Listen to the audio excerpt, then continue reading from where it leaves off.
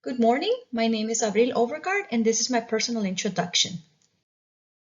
Hello, Dr. Talamantes and colleagues.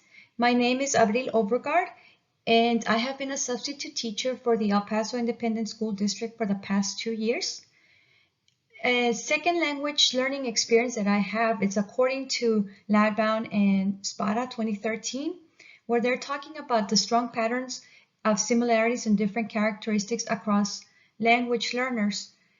Through their book, I learned that it is important to understand the learner's characteristics, the learning conditions, the study the language of the second language learners, and understand more about the first language influence to include vocabulary pragmatics and phonology.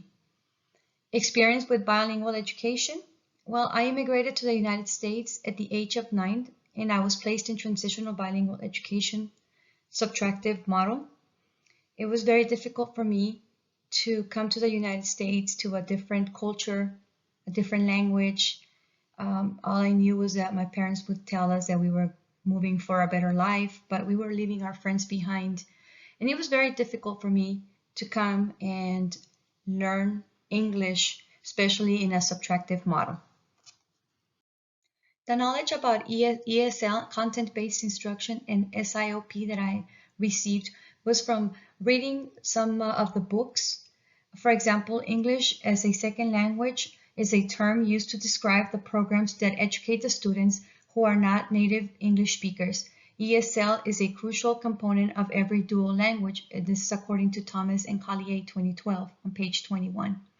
The content-based instruction is an approach to second language instruction in which lessons are organized around the subject rather than the language points, and this is according to Lightbound et al. 2013. And then of course we have the Sheltered Instruction Observation Protocol, which is the SIOP, and is a research-based method of instruction utilized to ensure that English language learners meet the language and the content needs.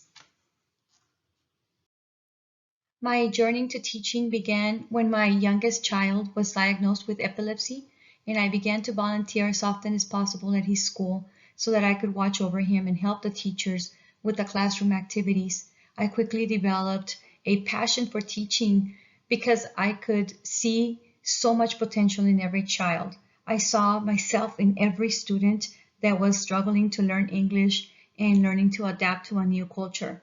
As a former ESL student, I am motivated to help students from all cultural backgrounds. I am seeking to help students to learn in a welcoming and supportive atmosphere where learning is successful and transform their minds to think big.